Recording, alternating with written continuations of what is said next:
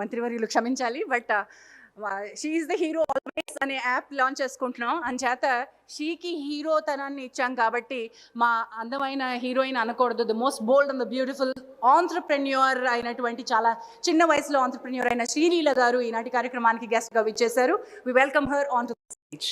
శ్రీలీల గారు.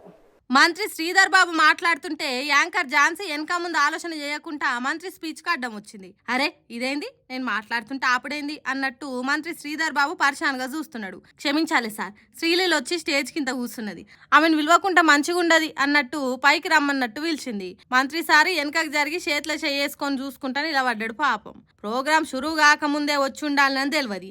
ఆలస్యంగా వస్తే మంత్రి సబ్ స్పీచ్ కు అడ్డం రావద్దన్న ఇంగితం తెలియదా?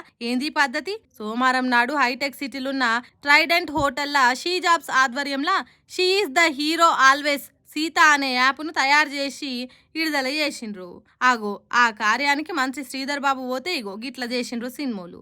ఇట్లా అవుడుతోని స్టేజ్ల మీద యాంకరింగ్ చేసేటోళ్లకు కొద్దిగా కామన్ సెన్స్ ఉండాలి. అతిథులు ఎవరు, ముఖ్య అతిథులు ఎవరు అనేది మతిలు ఉండాలి. ఎవరికి ఎట్లా మర్యాద ఇవ్వాలి, ఎవరిని ఎట్లా గౌరవించాలనేది పూర్తిగా తెలిసి ఉండాలి. ఇంత ఘోరమా మంత్రిని అవమానించినట్టు చేస్తారా? అంతకు ముందు ఇట్లా ఎప్పుడన్నా చేసిండ్రా? కాంగ్రెస్ సర్కార్ అంటే సినిమాలకు ఎందుకంత అల్సు అన్నట్టు మాట్లాడుతున్నారు కాంగ్రెస్ పార్టీలు. తెలంగాణ సర్కార్ అంటే కాసింత భయం భక్తి లేనట్టే చేస్తున్నారు అని కామెంట్లు చేస్తున్నారట. రాష్ట్రాన్ని నడిపిస్తున్న సర్కార్లో ఐటీ మంత్రి, శాసనసభ వ్యవహారాల మంత్రి అసోంటి పెద్ద పదవిని లెక్క చేయనట్టు చేస్తారా? ఎన్నో పనులున్నా ప్రోగ్రామ్ టైంకి వచ్చిన మంత్రి కంటే ఆలస్యంగా వచ్చిన శ్రీలీలనే ముఖ్యం అనిపించిందా అని అంటుర్రు. ఏందో ఏమో సినిమాలకు కాంగ్రెస్ సర్కార్ కంటికే కనిపించినట్టు చేస్తున్నారు.